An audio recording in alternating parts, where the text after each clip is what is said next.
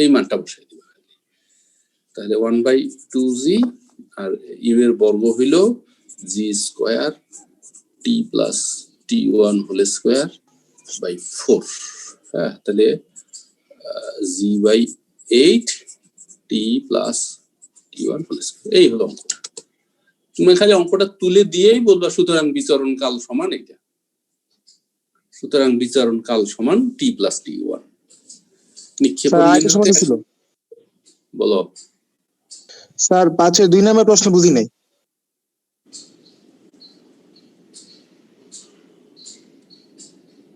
ও, ভ্রমণকালের শেষ সেকেন্ডের পূর্ববর্তী সেকেন্ডে এত উচ্চতা অতিক্রম করে।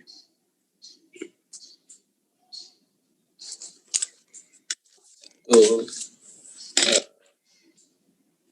হলো 5-এর 2 নম্বর অঙ্কটার কথা বলি। এই তো মনে করো শেষতম সেকেন্ডে এইটুক যায়, আর শেষতম সেকেন্ডের একটু কম যাবে অবশ্য। দেখো এটা একটু না হয় বাড়িয়ে দিই সবাই একটু। তাহলে পতনকাল আমরা টি ধরবো। তো এইটা হইল h/3, এটা হইল t-1তম সেকেন্ডের অতিক্রম সরণ। হ্যাঁ, শেষ সেকেন্ডের পূর্ববর্তী সেকেন্ডে, অর্থাৎ এই কণাটা যদি 10 সেকেন্ড ধরে চলে, দশম সেকেন্ডে না, নবম সেকেন্ডের সরণ। এই কণাটা যদি 20 সেকেন্ড ধরে চলে, তাহলে 19তম সেকেন্ডের সরণ। ঠিক আছে? তাহলে এখানে টি কি পুরা বিচরণ কাল? হ্যাঁ, পুরা বিচরণ। এখান থেকে ফেলে দিছি। এই যে আমরা বলছি যে এখানে যে টার্মটা দিয়েছি ভ্রমণ কাল সমান সমান টি, তাহলে এইচ সমান হলো হাফ জি টি স্কয়ার। এটা তো আমরা বুঝি। আর h/3 সমান হইল আদিবেগ 0 প্লাস হাফ অফ জি, এই টোয়াইস টি হলো টি তম আর t-1 তম, টোয়াইস t-1। এইটার মান এখানে বসে দেয়। একই অঙ্ক 1, 2, 1 নম্বর তো করে দিয়েছিলাম বোধহয়।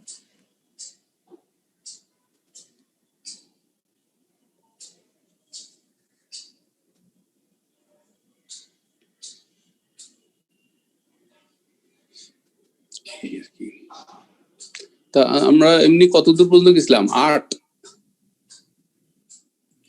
হ্যাঁ স্যার।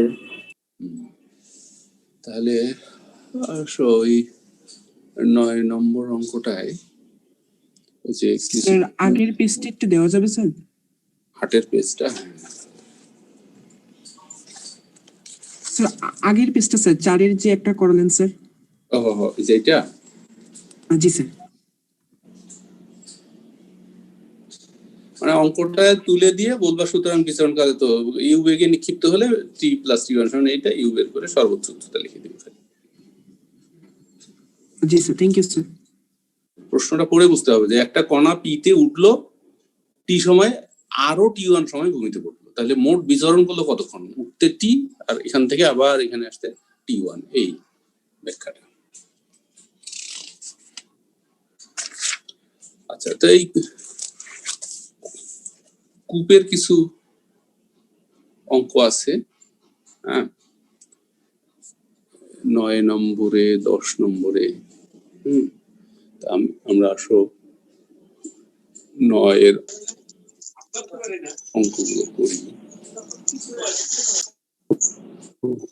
আগের পেজটা একটু দেখি একবার।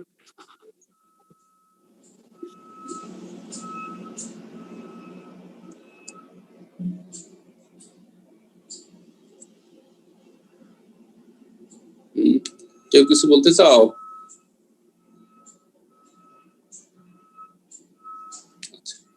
স্যার আগের পেজটা একবার একটু দেখান। ওই 4-এর 2 এটা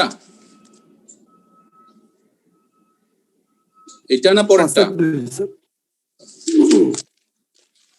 5-এর 2 ভ্রমণকাল টি শেষতম সেকেন্ডের পূর্ববর্তী সেকেন্ডে, তাহলে টি সময় ধরে বিচরণ করলে টি মাইনাস 1তম সেকেন্ডের স্মরণটা, হ্যাঁ, ওই যে এস টি সমান U plus half of F twice T minus 1, এইটা হলো মূল সূত্র যেটা আর কি। আর অভিকর্ষের জন্য এফটা হয়ে গেছে জি, আর ফেলে দেওয়া হয়েছে আদিবেগ 0, আর টি তম নয়, টি মাইনাস 1তম। জি স্যার হয়েছে।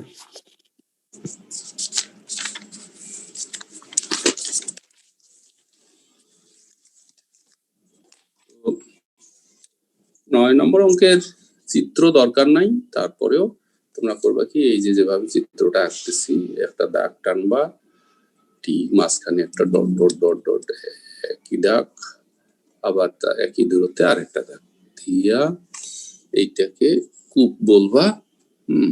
এই গোল দেখাও বা না দেখাও কিছু যায় আসে না, এমনি থাকলে হবে, এটা একটা কূপ। হ্যাঁ, এটা হলো এইচ, কূপের গভীরতা। এই অঙ্কগুলো দুইটি প্রসঙ্গ থাকে, একটা পাথরখণ্ড ফেলে দেওয়া হয়, এই গভীর কুয়ায় অভিকর্ষের অধীনে পাথরখণ্ডটি পড়তে থাকে, তলদেশে থাকা পানিতে আঘাত করে এবং শব্দটা ফেরত আসে, এই দুইটা ঘটনা। তো শব্দের বেগে না আছে ত্বরণ, না আছে মন্দন, ত্বরণ মন্দন না থাকলে এস সমান ভিটি বা সমবেগের সূত্র ব্যবহার হয়। তার টোটাল টাইমটা দেওয়া থাকে, ঠিক আছে। আমরা না হয় এই কুয়ার গভীরতা যে তথ্যগুলো সমান সমান এইচ, শব্দের বেগ সমান ভি, এটা দেওয়া আছে, ঠিক আছে। আর আমরা শুধু টাইম টিটাকে একটু সেপারেট করে নিচ্ছি। মনে করি পাথর খণ্ডের পতন কাল T1,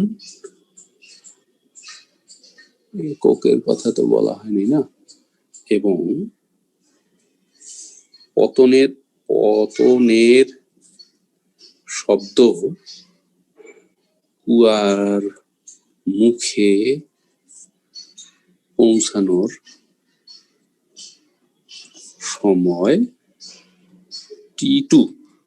প্রশ্নের মতে T1 আর T2 সমান টি, এটাই দেওয়া আছে, এটা না 1 নম্বর সময় দিয়ে রাখলাম। তারপর তেমন কাজ কিছু নাই। পাথর স্যার একজন মেবি ওয়েটিং আছে, একটু এন্ট্রি দিলে ভালো হতো। আচ্ছা, পাথরখণ্ডের ক্ষেত্রে বা পাথরখণ্ডের পতনের ক্ষেত্রে H is equal to half GT1 square, T1 সমান হলো 2H by C, 2 নম্বর সমীকরণ। শব্দের বেগের ক্ষেত্রে শব্দের বেগটা সেই কূপটাকে কভার করেছে, অর্থাৎ H স্মরণ করেছে, H সমান B T2, অতএব T2 সমান হলো H by B, এটা 3 নম্বর। তাহলে 1 2 3 থেকে, হ্যাঁ 1 2 আর 3 থেকে আমরা পাচ্ছি 2H by G হলো পাথরখণ্ডের পতনকাল, H by V হলো শব্দ কূপটাকে অতিক্রমণের কাল, আর ফেলে দেওয়ার টি সময় পরে শব্দটা শোনা গেছিল, এই হলো মূল সম্পর্ক। তো এইটাই হলো আমাদের একটা প্রমাণের বিষয়, ঠিক আছে। এইটাই হলো আমাদের প্রমাণের একটা বিষয়। তো এখানেই একবার লিখে দিতে হবে প্রুফড, একটা অঙ্ক প্রুফড।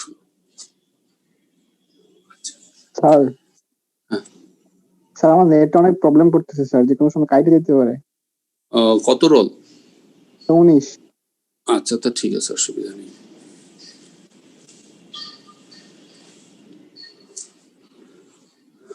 তো আমরা স্বভাবতই এই রুট ওভার রাশির হাত থেকে মুক্তি পেতে চাইবো। এইটাকে এক পাশে রেখে এইটাকে আরেক পাশে নিয়ে বর্গ করে দিব, এইচ বাই ভি, তাহলে T square plus H square V square minus twice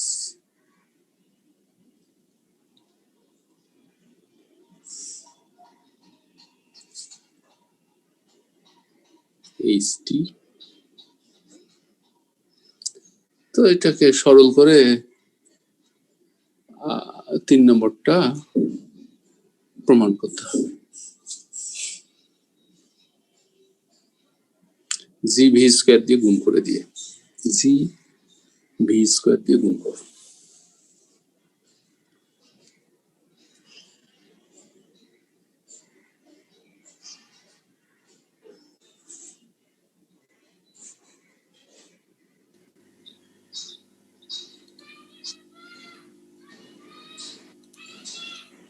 G V square দিয়ে গুণ করো।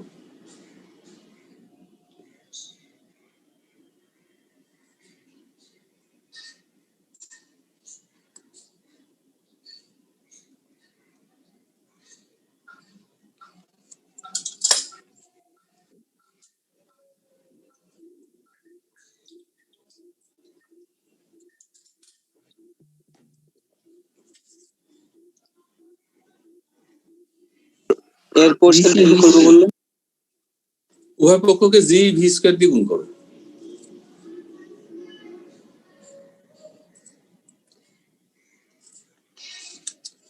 আচ্ছা, তাহলে একটা প্রমাণ শেষ হবে। তো আর একটা প্রমাণের জন্য এই যে আবার আমরা মুখস্থ করি যে পাথরখণ্ডের পতন কাল আর শব্দের কূপ মুখে পৌঁছানোর কাল, এই ছিল সম্পর্কটা। এখান থেকে আমরা এই 2h বাই জি সমান T minus H by V whole square লিখতেছি। 2h by G T square minus 2ht by V plus H by V whole square. তো প্রশ্নে যখন এরকম একটা তথ্য থাকে যে যেমনটা লেখা আছে ভি গ্রেটার দেন, তাহলে ভি গ্রেটার দেন এইচ হলে একের চেয়ে ছোট হয়, বর্গ করলে আরো ছোট হয়, হলে এইচ বাই ভি হোল স্কয়ারের এর মান নগণ্য বিবেচনা করে, হ্যাঁ, তাহলে পাবো 2h বাই জি সমান T minus 2ht by V. তাহলে তারপরে টি স্কয়ার হবে না? হ্যাঁ, টি স্কয়ার হবে। তাহলে আমরা এবার জিটি স্কয়ার জি দিয়ে গুণ করে দিই। 2h সমান G T square minus 2h G T by V. তাহলে জি টি স্কয়ার সমান 2h 1 minus G T by V. এটা প্রুফ করতে বলা হয়েছে।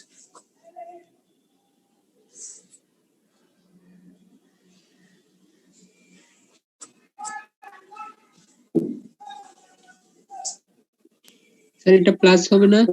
হবে না এখানে? হ্যাঁ, তাই তো, প্লাস হবে তো প্লাস হবে।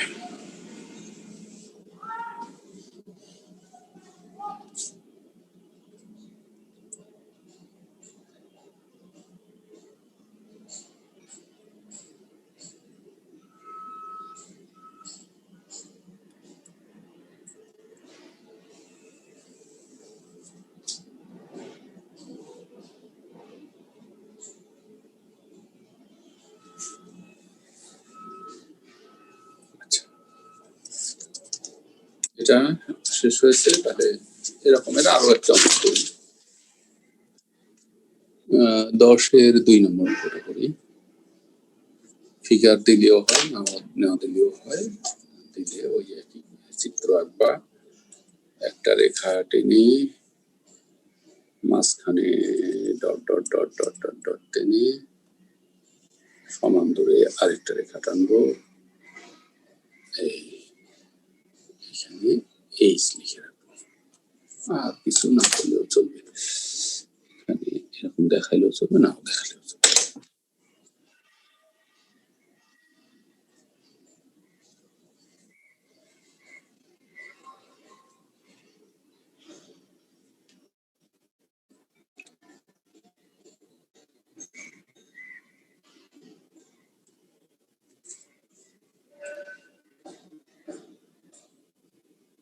আচ্ছা,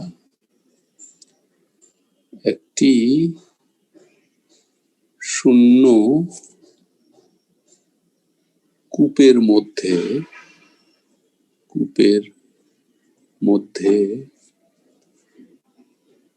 এক খণ্ড পাথর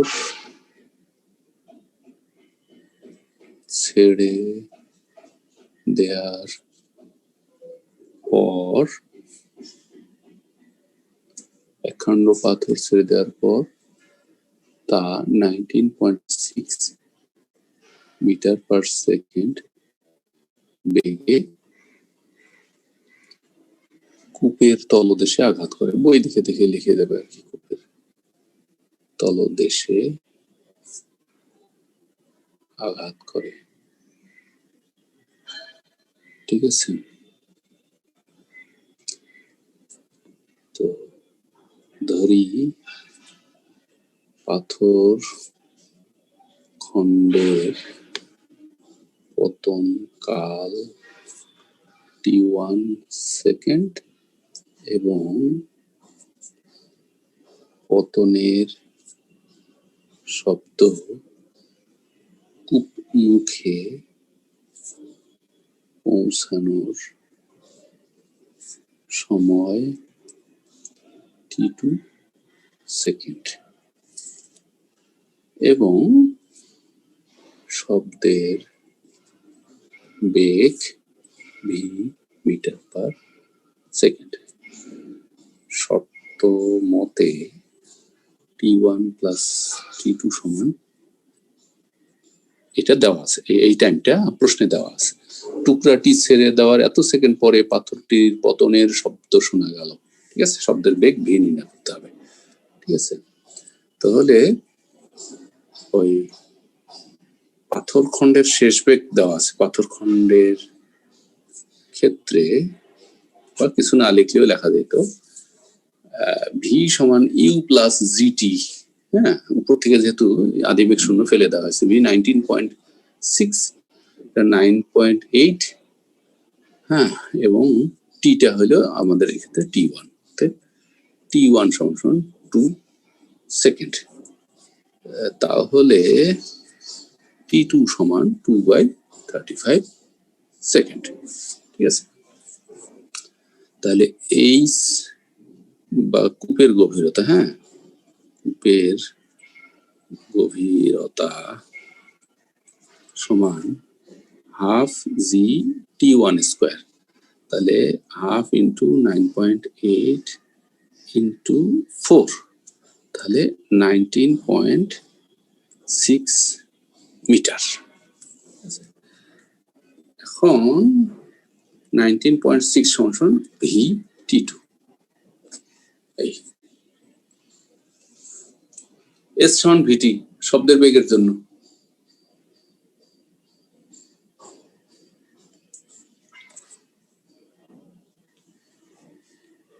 এখান থেকে t2 এর মান বসাইয়া ভি বের করো।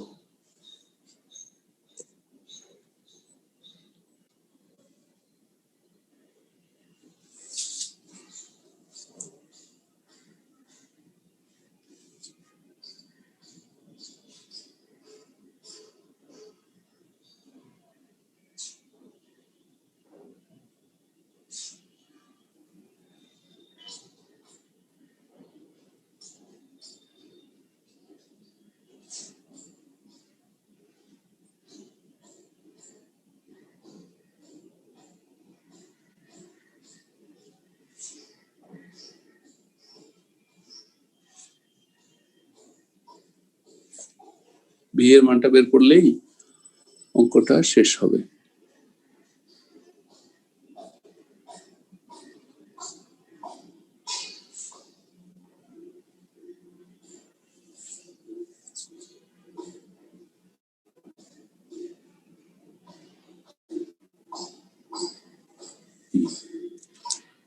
তুলেছ এটুকু?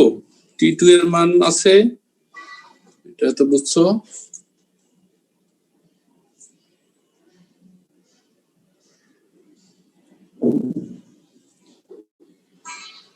তাহলে পরবর্তী অঙ্কে যাই। জি স্যার। স্যার এর চলে আগের যাচ্ছে। অঙ্কটা একটু দেখাবেন, আমি একটু ডিসকানেক্টেড হয়ে গেছিলাম।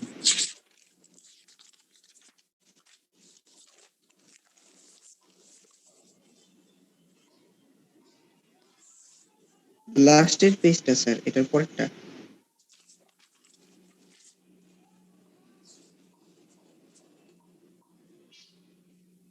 Thank you sir.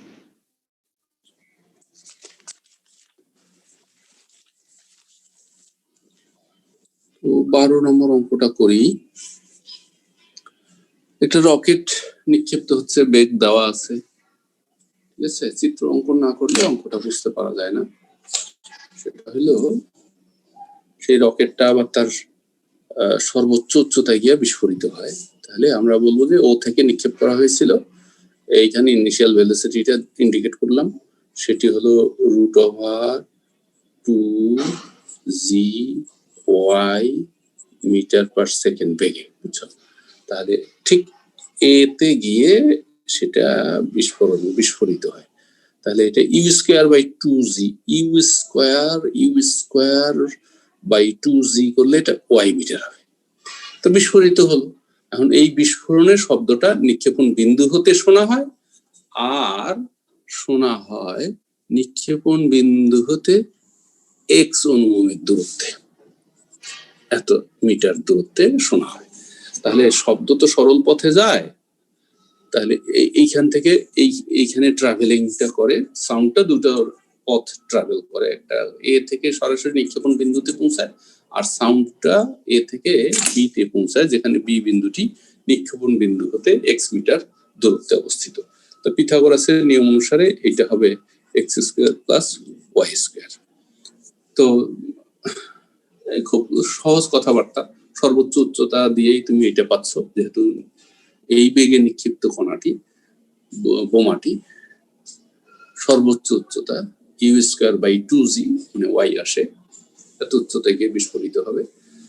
শব্দটা এ থেকে পৌঁছাবে ওতে, শব্দটা এ থেকে পৌঁছাবে বিতে। আমরা তথ্য মাফিক এই দুটো সরণ বের করে ফেললাম। তাহলে এখানে আগে শোনা যাবে, এখানে পরে শোনা যাবে, কারণ এই রাস্তাটা ছোট, এই রাস্তাটা বড়। এই শোনার যে সময়ের ব্যবধান, সেইটা 1/n সেকেন্ড বলা আছে।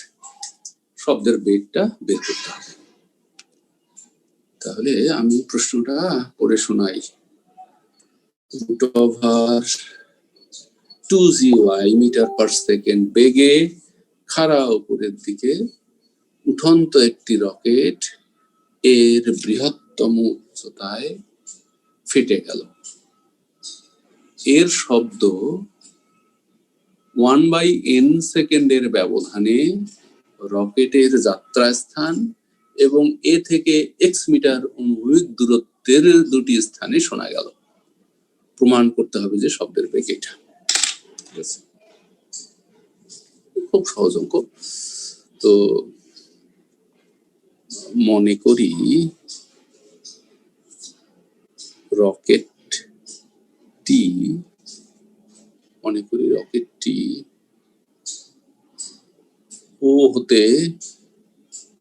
ও হতে নিক্ষিপ্ত হয় এবং এ বিন্দুতে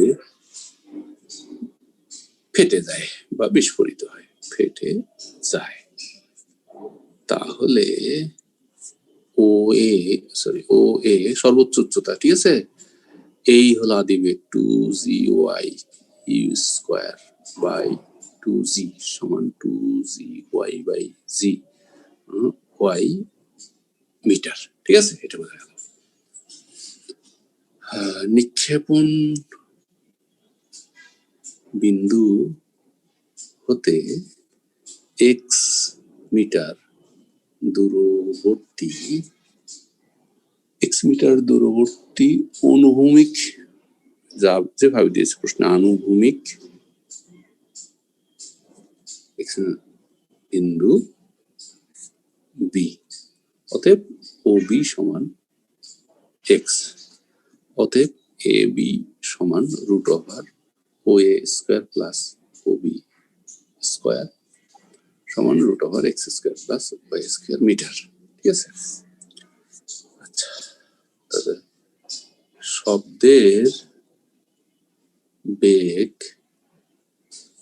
ভি মিটার পার সেকেন্ড হলে একবারেও লিখতে পারো বা একটু ভূমিকা নিয়েও বলতে পারো, সেটা হলো এই দূরত্ব ভাগ ভি হলো time minus Y by V হলো আরেকটা টাইম, সেটা হলো 1/n সেকেন্ড। বা তুমি দুইবার লিখবা বিস্ফোরণের শব্দ এ হতে বি তে পৌঁছানোর সময়, এটা বিস্ফোরণের শব্দ এ হতে ও তে পৌঁছানোর সময়, এটা শর্তের মতে হলো সময়ের ব্যবধানটা হলো এটা, ভি সমান প্রমাণটা শেষ।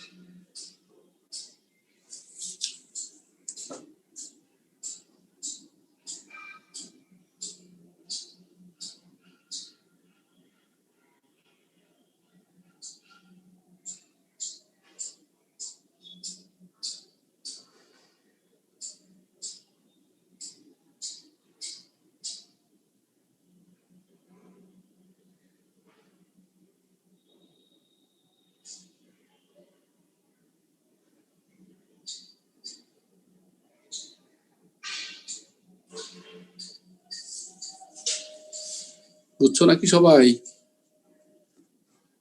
হ্যাঁ স্যার। হুম।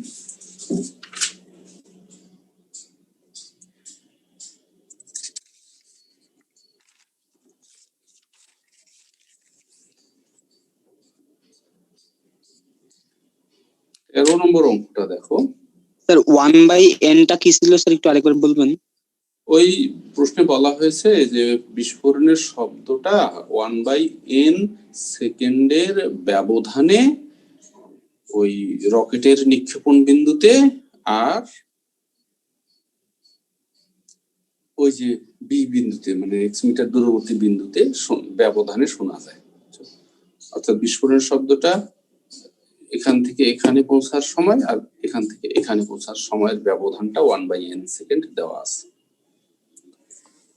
তাহলে ওই তুমি যদি একটু ভালো হতো যদি আমরা T1 T2 ধরতাম, বুঝছো? একটা শব্দের বেগ যদি v হয় তাহলে y সমান সমান v T1, তাহলে T1 সমান হলো y বাই v, একটা সমীকরণ। আবার শব্দের বেগ v যদি হয় a থেকে b তে আসলো, তাহলে এই যে রাস্তাটা অতিক্রম করলো v ইন্টু T2, তাহলে T2 মানে হইলো x square plus y square root over দিয়া v। তাই এই যে হিসাব দুইটা, এইটা একটা হিসাব দুইটা একবারে লেখা হয়েছে, বুঝছো নাকি? জি স্যার।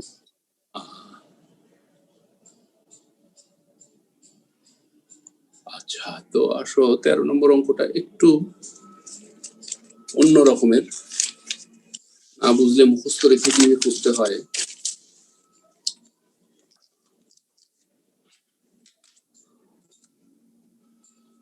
ওই একটা লিফট হতে লিফটের সাপেক্ষে ভি মিটার পার সেকেন্ড বেগে একটা বলকে উপরের দিকে নিক্ষেপ করা হলো।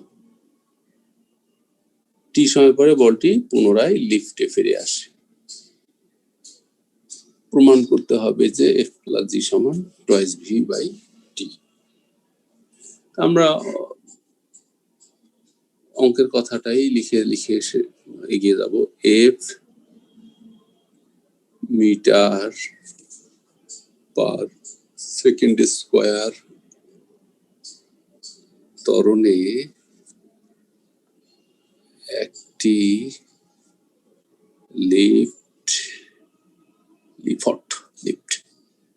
আচ্ছা কি দিলাম লিফট আবার লিফট একটি lift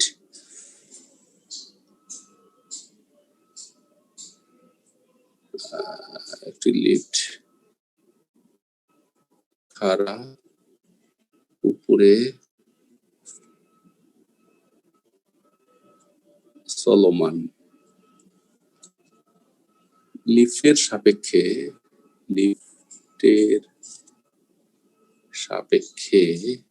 V metre per second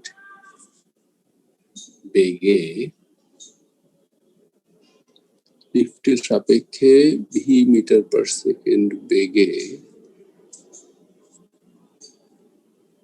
খাড়া করে একটি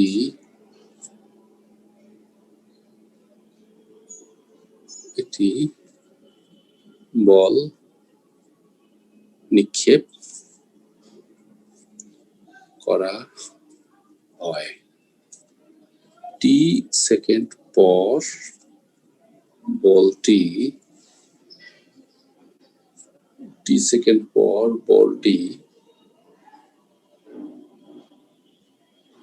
ওয়েটিং এ কেউ নাই তো টি সেকেন্ড পর বলটি লিফটে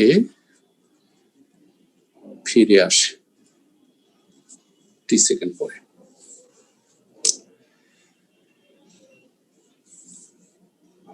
তো অঙ্কের বক্তব্য তো সবই তুলে ধরা হইল। এখন বিষয়টা হইতেছে কি, আমি সাধারণত যে এক্সাম্পলটা দিতে আগ্রহী সেটা হলো আপেক্ষিক বেগের যে প্রসঙ্গটা। অঙ্কটা দুই ভাবে করা যায়। সেটা হইলো যে যখন একটা জিনিস লক্ষ্য করো যে মনে করো এই যে সামনের যে দেয়ালটা তুমি দেখতে পাচ্ছ সেইটাতে যদি একটা আয়না থাকে দেয়ালটাতে, তো তুমি যদি আয়নার দিকে এগিয়ে যাও, আচ্ছা তার আগে বলো আয়না থেকে তুমি যত দূরে আসো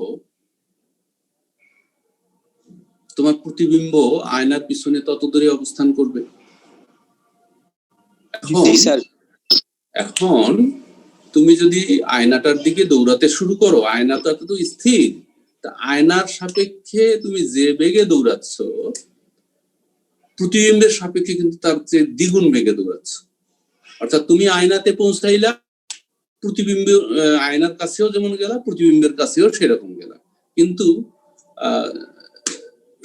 বেগটা কিন্তু ডাবল কনসিডার করতে হবে, কারণ আপেক্ষিক অবস্থান পরিবর্তন হয়েছে। তুমি প্রতিবিম্বের কাছে গেছো কিন্তু তোমার প্রতিবিম্বের সাপেক্ষে তুমি কিন্তু দ্বিগুণ দূরত্ব অতিক্রম করেছো, কিন্তু আয়নার সাপেক্ষে একগুণ দূরত্ব অতিক্রম করেছো। তো এইখানে হইতেছে কি, লিফটের ভিতরে লিফটের সাপেক্ষে ভি বেগে তুমি বলটাকে থ্রো করলা, বলটার এগেইনস্টে কি কাজ করতেছে, জি মন্দন কাজ করতেছে, অর্থাৎ শূন্যে যতক্ষণ ছিল সে জি মন্দনে কাজ করতেছে। তো জি কাজ করে ভূপৃষ্ঠটা তো আর বলের দিকে এগিয়ে যায় না, এখানে ওই লিফটের তলটা যে ফ্লোর থেকে তুমি থ্রো করেছো সেই তল তো আর স্থির নেই, সে তো এফ ত্বরণে উপরের দিকে যাচ্ছে। তো সেই কারণেই এফ ত্বরণে উপরের দিকে যাওয়ার কারণে লিফটের সাপেক্ষে যেহেতু লিফটটা ঊর্ধ্বগামী, বলের বিবেচনায় সেটা বলের এগেইনস্টে, অর্থাৎ লিফটের সাপেক্ষে যেহেতু বলের গতিকে বিচার করতেছ, লিফটের ঊর্ধ্বমুখী ত্বরণটাকে বিপরীত মুখী করে দিতে হবে। অর্থাৎ খাড়া নিচের দিকে জি কাজ করতেছে এবং খাড়া নিচের দিকে এফ কাজ করতেছে। স্যার ক্যামেরা স্যার খাতার দিকে নেননি মনে হয়। নেই না, মানে খাতায় কাম কাজও করতেছি না, আমি বলছিলাম ওই দেয়ালটাতে একটা আয়না সেট করে রাখলে যেটা হতো আর কি। ঠিক আছে, আমি শুধু এক্সপ্লেইন করতেছি, এটা মোটামুটি ব্যাখ্যা ধর্মীয় অঙ্ক, বুঝছো, একটু অন্যরকম বুঝে নিতে হবে আর কি। মানে আমরা যখন একটা বলকে খাড়া উপরের দিকে নিক্ষেপ করি, ভূতলটা তো আর বলের দিকে এগিয়ে যায় না, তাই না? কিন্তু এখানে লিফট তো তার মতো উঠতেছে, তুমি বলটাকে আবার থ্রো করেছো খাড়া উপরের দিকে, লিফটটা তো বসে নাই, বলের দিকে এগিয়ে যাবে। তো বলের দিকে যখন এগিয়ে যাবে তাহলে দ্রুত গতিতেই তো বলটা ভূপৃষ্ঠে ফিরে আসতেছে। স্থির থাকলে যা হতো সেটা তো আর হচ্ছে না। এই জন্য আমরা আপেক্ষিক বেগের বেলায় দেখেছি যে একটা গতিশীল কণার সাপেক্ষে আর একটা গতিশীল কণাকে বিচার করতে হলে যার সাপেক্ষে বিচার করা হচ্ছে তার বেগটাকে ঘুরিয়ে দিতে হয়। তো এখানে লিফটের ত্বরণটাকে বিপরীতমুখী করে দিতে হবে বলটার জন্য, ঠিক আছে? তাহলে এখানে লিফটের সাপেক্ষে বলের বেগ বিবেচনা করলে লিফটের ঊর্ধ্বগামী বা ঊর্ধ্বমুখী ত্বরণ কে বলের জন্য নিম্নমুখী ত্বরণ হিসাবে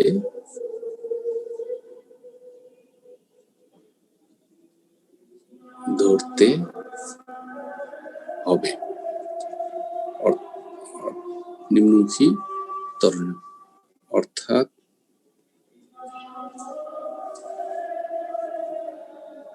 বলটি G+F মন্দনের অধীনে থাকবে। সুতরাং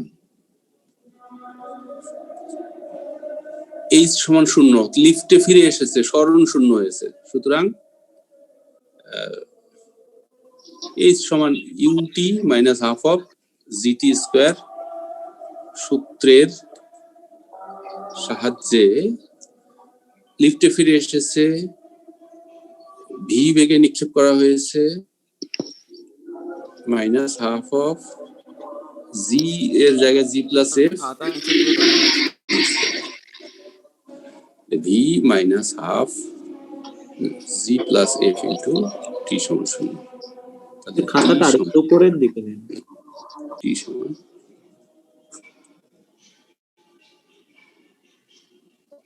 G+F এর মানটাই তো চেয়েছে,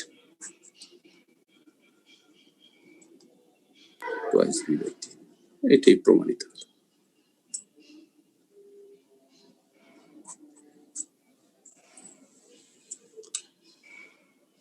স্যার ত্বরণের বিষয়টা আরেকবার একটু বললে ভালো হতো স্যার। বিষয়টা একটু অন্যরকম। সেটা হইলো ওই যে আয়নাটার কথাই একটু আমরা একটু ভাববো।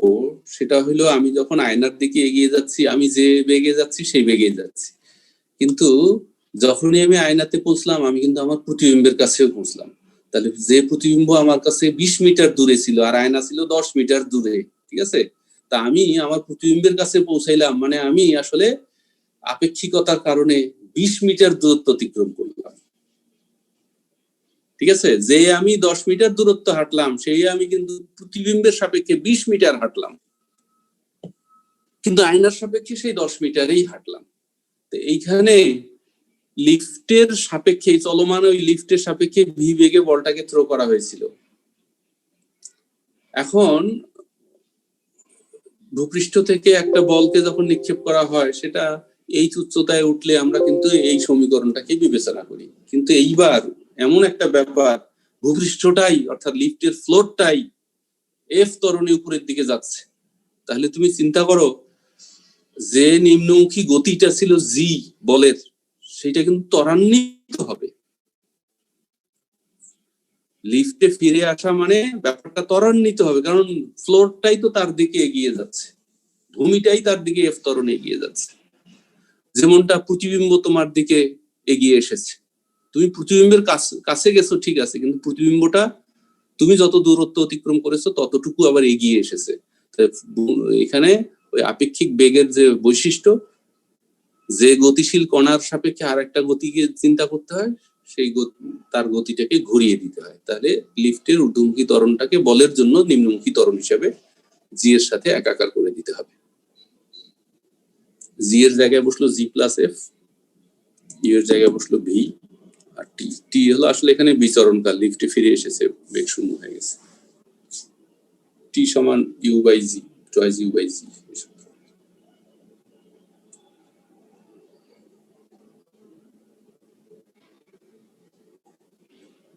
একটু ব্যতিক্রমী ধরনের আলোচনা তো,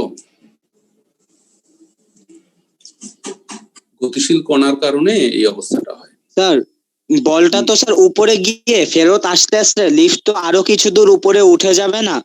হ্যাঁ ওই তো লিফট, সেই কথাটাই আমি বলতেছি। আয়নাতে দাঁড়িয়ে, আয়নার সামনে 10 মিটার দূরে দাঁড়ায় আছি, তাহলে তুমি প্রতিবিম্ব তোমার কত মিটার পিছনে? 20 মিটার না তোমার থেকে প্রতিবিম্বের দূরত্ব? জি স্যার, আমার সাপেক্ষে। আয়নার কাছে গেলে তার মানে তুমি প্রতিবিম্বের কাছে পৌঁছাইলে, অর্থাৎ আপেক্ষিকতার কারণে তুমি 20 মিটার দূরত্ব অতিক্রম করলে, কিন্তু আয়নার সাপেক্ষে কিন্তু তুমি 10 মিটারে অতিক্রম করলে। কাজে তুমি যখন প্রতিবিম্বের সাপেক্ষে দূরত্ব মাপবে, তখন প্রতিবিম্বের বেগটাকে ঘুরাইয়া তোমার সাথে দিয়ে দিতে হবে। কথাটা বুঝছো? প্রতিবিম্বের বেগটা যে সামনে তোমার দিকে আসতেছিল, সেটাকে ঘুরে উল্টা দিকে করে দিতে হবে। অর্থাৎ তোমার বেগ যেদিকে, প্রতিবিম্বের বেগও সেদিকে করে দিয়ে সেটা তুমি প্রতিবিম্বের সাপেক্ষে তোমার বেগটা তুমি, প্রতিবিম্বের সাপেক্ষে তুমি 20 মিটার অতিক্রম করলে, কিন্তু আয়নার সাপেক্ষে তুমি 10 মিটার অতিক্রম করেছো। ঠিক সেরকম জি, যদি ফ্লোরটা স্থির থাকতো জি কাজ করতো, কিন্তু যেহেতু ফ্লোরটা এফ ত্বরণে তোমার দিকে এগিয়ে গেছে, তো তোমার ফিরে আসার কাজটা ত্বরান্বিত হয়েছে, তো জি প্লাস এফ মন্দন কাজ করেছে। যেমন তুমি যদি চাঁদের পৃষ্ঠে যায় খাড়া উপরের দিকে বল মারো, সেই বলটা কিন্তু বেশি সময় নিয়ে ভূমিতে পড়বে, কারণ ওখানে ইয়াটা কম, জিটা কম, অনেক দূর উপরে উঠবে। ঠিক আছে, তো এখানেও ঠিক সেই রকম, যে এবার ফ্লোরটা এগিয়ে গেল এফ ত্বরণে বলের দিকে, এই জন্য বলের সরণটা ত্বরান্বিত হলো আর কি, বিচরণ কালটা। ঠিক আছে, এটা আপেক্ষিক বেগের একটা অঙ্ক, এটা বুঝে নিতে হবে। তাহলে এ পর্যন্তই থাক, নেক্সট ক্লাসে আর দুই একটা অঙ্ক করব কালকে তোমাদের স্যার সাথে। আচ্ছা, আর এফটা কি ধরছিলেন? এফ কি বলে নিজস্ব মন্দন? না না না, এফ ত্বরণে লিফট এগিয়ে যাওয়ার কারণে বলের